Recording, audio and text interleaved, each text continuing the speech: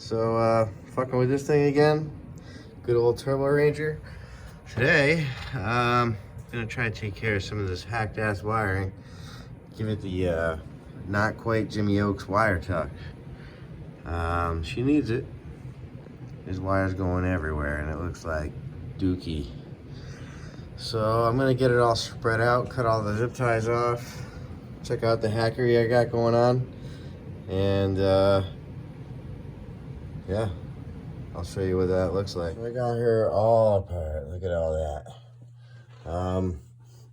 This harness is made for a stock one, so it's got a bunch of crap on it that I'm not using with the Mega Squirts, such as the van plug.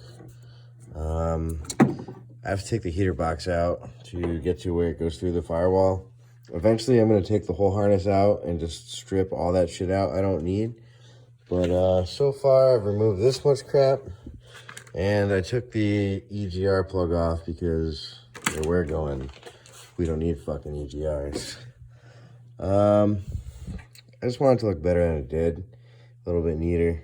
That's still probably going to be a mess right there, because that goes right into the harness that goes through the firewall, and it is tight. Like, it goes under the heater box. It is tight as shit. I don't feel like fucking with that yet.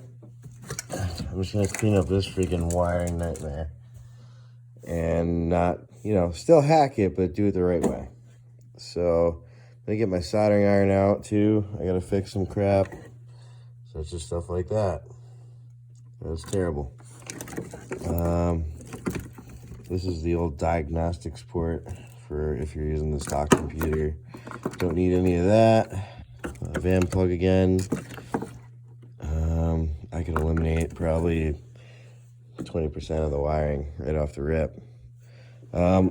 Also, this used to poke through over there. This is for electronic boost control, which I do want to try hooking up so I could do boost by gear, which will be real cool because this thing burns the tires on first and second and a little bit of third, and that's with 4 tires in the bed of the truck.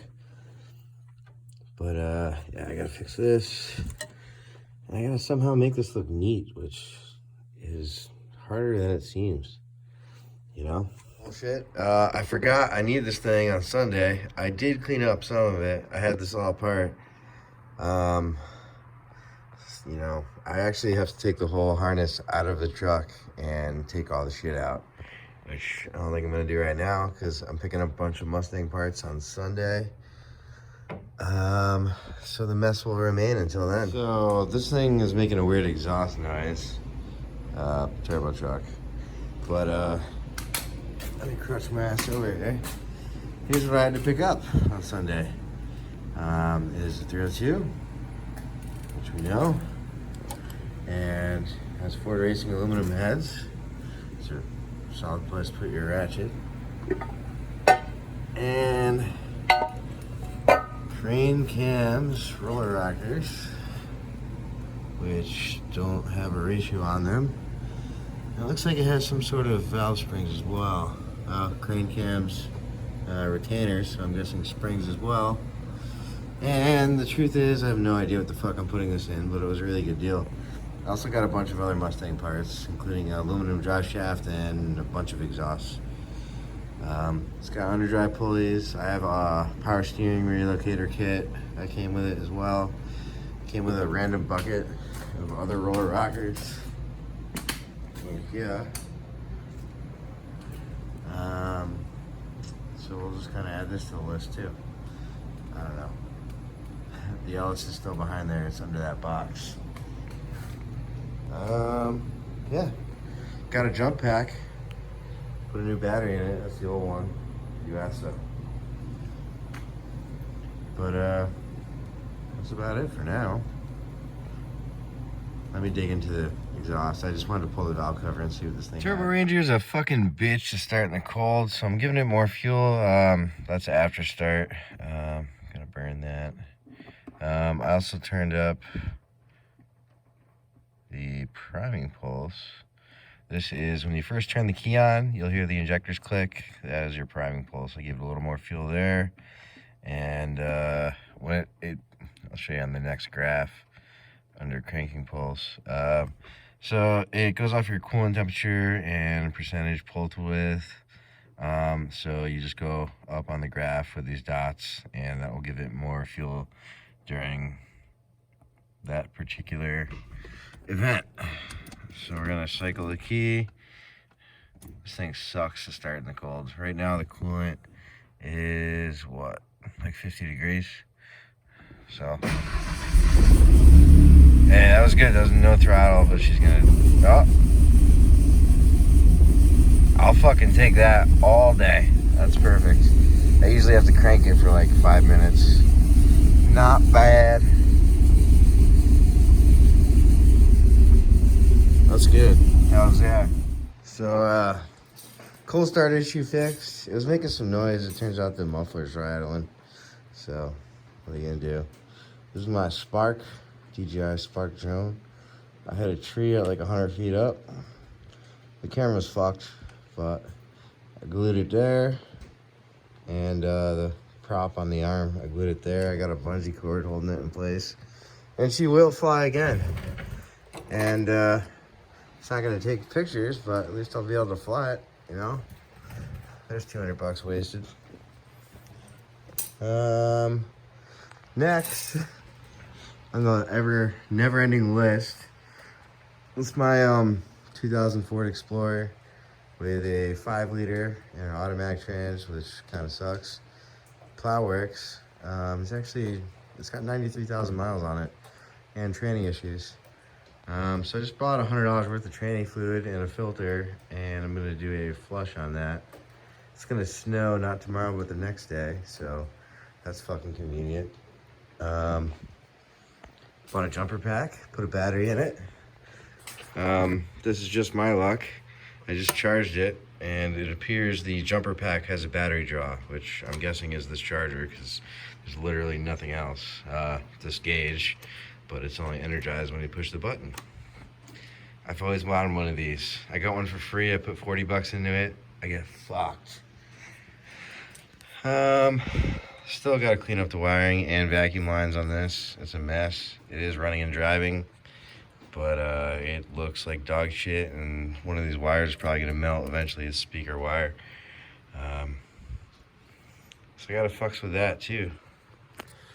Got a long ass list here. I really want to put that 5.0 in something, because it probably, I would say, has a cam in it based on the heads and roller rockers and springs and valves. I don't know. I want to fucks with that. I don't know if I want to put it in the Mustang for this drift season and then the LS next year, because I have to do an ass load more stuff to the Mustang, like control arms for the rear, the torque box reinforced kit, an angle kit. Gotta do all that shit just to the body, which is probably like $2,000 right there before I even start putting the LS in. And then I'll show you guys my shit. Got a Myers plow with an E57 pump. The keyless entry actually works. No need. Look at this cherry. Oh yeah, and the windshield leaks right there. Didn't find that out till it rained. Seat's probably still soaking wet. Not too bad. You know, enough room for the whole family. It's all-wheel drive. Because, you know, 4x4 would have been too good to be true. It needs one of everything, just about. But my neighbors like it because it plows their fucking driveway. I have a stutter and a hard shift. And look, I'm walking. See that? Not very well, but I'm walking. And we're about to fly that drone in the rain, because who gives a fuck? Oh, I just got this Charge 4, and I really like it. I don't have the shit to do the vacuum wire, right? But I did solder and shrink wrap the extension for the idle air control solenoid. And I would like to share with you the best soldering iron in the fucking world. This is a GE from like the 1950s. You can get them on eBay. That's where I got this one for like 20 bucks, and it just makes the connections so fast and so easy. Each solder joint takes me about 5 seconds or less. I don't like the little ones. Like this has a lot of mass to it, so you're able to heat the small portion of wire you need to, hit it with the solder, and get out of there real quick before you start like melting the wire jacket and all that shit. So I gotta loom that, obviously, and I'm gonna fix this fucking mess. This is how it came from the dude, which I will not name. But we're gonna fix that up next. Put some loom on it, zip tie it to something that doesn't move as much as that does, and I gotta pull the plow truck in to hammer down on that piece of shit because we getting snow. I'm holding the soldering iron and my phone in my hand, so I don't know how well this is gonna happen. But I put a little on the tip here. You know, nice little puddle there. Oh, it fell apart. Fuck my life. All right, so we're back. Gonna try to not burn the fuck out of myself, but put a little on the tip here. Get a nice little puddle going there. Get right up in her. And oh god, I'm melting the butt connector that's still there. This usually goes way better. I'm just struggling.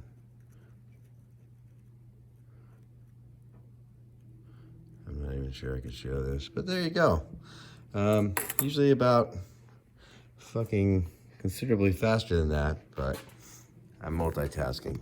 So, looks a little better, right? One continuous wire. Got some loom on there. Once again, wiring still a fucking mess, but one step closer. I gotta pull this bitch out, plow truck in. Here's my the underside of my plow truck. Got a nice little idler. She don't sound too good. You can tell because it's rusty as fuck.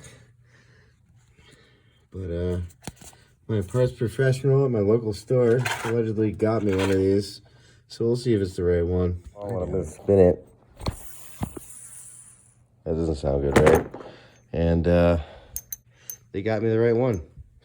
That's amazing. It's plastic, and this one's metal, so that's normal.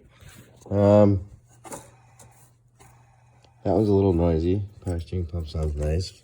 AC compressor is doing some stuff.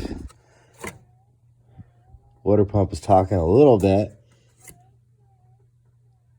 But we ain't changing that shit until she's ready to lock up. It's a pain in the ass.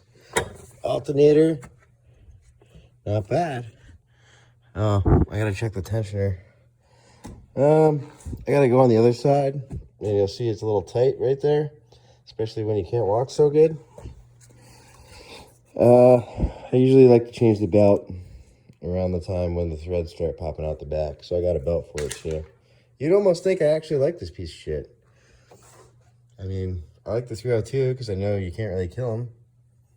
I'm sure this one will die because I just said that. She's rusty. You know.